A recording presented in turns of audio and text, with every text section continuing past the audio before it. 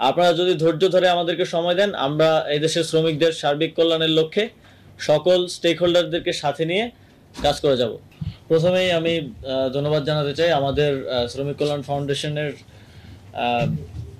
ফাউন্ডেশনে সবচেয়ে বড় অংশীদার গ্রামীণফোনকে, এবং একই সাথে আরও যেসব প্রতিষ্ঠান আপনাদের আমাদের যেই আইন অনুযায়ী শ্রমিক কল্যাণ ফাউন্ডেশনে অংশগ্রহণ করেন, প্রায় 450 প্রতিষ্ঠান অংশগ্রহণ করেন, সকলকে ধন্যবাদ জানাতে চাই।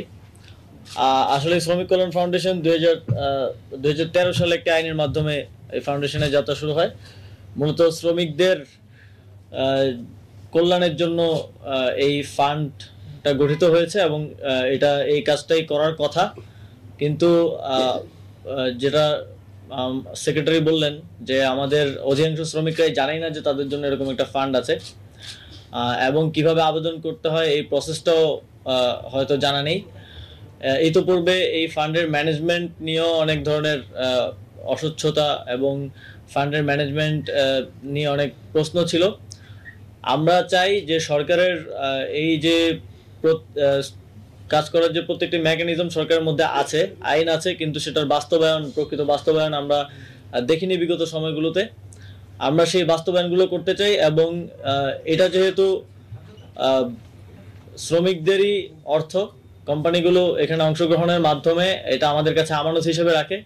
আমরা সেটাকে সঠিকভাবে জবাবদিহিতা এবং স্বচ্ছতার ভিত্তিতে শ্রমিকদের কাছে পৌঁছে দিতে চাই, এবং এটা যেন এই তথ্যগুলো যেন যে কোম্পানিগুলো অংশগ্রহণ করে তারাও দেখতে পারেন, এবং একই সাথে শ্রমিকরা আবেদন করলে তারাও যেন ফলো আপটা রাখতে পারেন যে তার আবেদনটা কোন অবস্থায় আছে। সেই জন্য এটাকে আমরা সম্পূর্ণ ডিজিটালাইজ করার পরিকল্পনা নিয়েছি।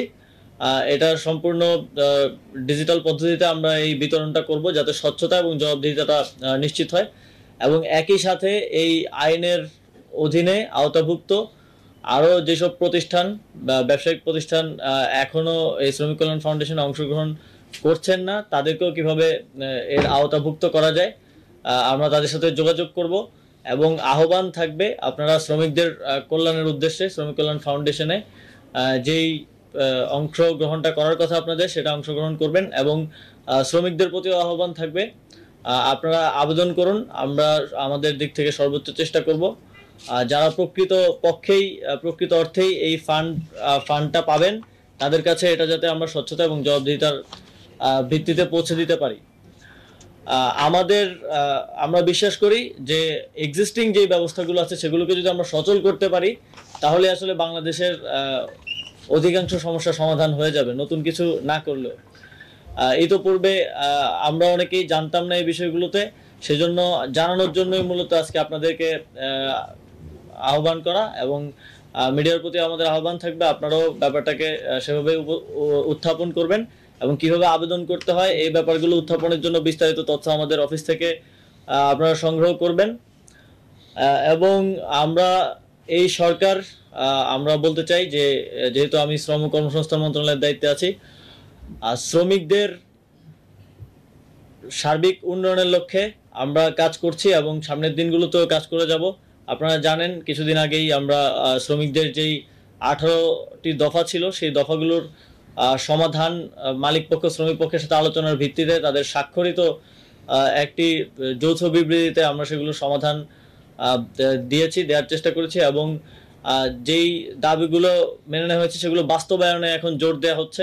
আপনারা এই ডেভেলপমেন্টও সামনের দিনগুলোতে দেখতে পাবেন। একই সাথে আমরা মনে করি যে বাংলাদেশে যে শ্রমিকরা আছেন তারা আমাদের যে বিশেষ করে গার্মেন্টস ইন্ডাস্ট্রির শ্রমিকরা, আমাদের যেই এক্সপোর্টের একটা বড় অংশ তাদের কন্ট্রিবিউশন থেকেই আসে, তাদের পরিশ্রম থেকেই আসে। তো তাদের জন্য মালিক পক্ষের সাথে আলোচনার ভিত্তিতে তাদের সার্বিক জীবনযাত্রার উন্নয়নের লক্ষ্যে কিভাবে কাজ করা যায়, রেশন সহ আর অনেকগুলো দাবি আছে, আপনারা জানেন। আমরা ইতিমধ্যেই সেগুলো নিয়ে কাজ করছি। সামনে আশা করি এই বিষয়ে আপনাদেরকে সুখবর আমরা দিতে পারবো, এবং দৃশ্যমান ভাবেই সেগুলো ফুটিয়ে তুলতে পারবো। এবং আমরা আহ্বান জানাতে চাই শ্রমিকদেরকেও যে আপনারা আপনাদের কর্মক্ষেত্রে আমাদের গত ঘোষণার পরেই ফিরে গেছেন। দু একটা জায়গায় কিছু সমস্যা আছে, সেগুলোকে আমরা অ্যাড্রেস করছি, আমরা সেগুলো নিয়ে কাজ করছি। আপনারা যদি ধৈর্য ধরে আমাদেরকে সময় দেন, আমরা এই দেশের শ্রমিকদের সার্বিক কল্যাণের লক্ষ্যে সকল স্টেক হোল্ডারদেরকে সাথে নিয়ে কাজ করে যাব। ধন্যবাদ।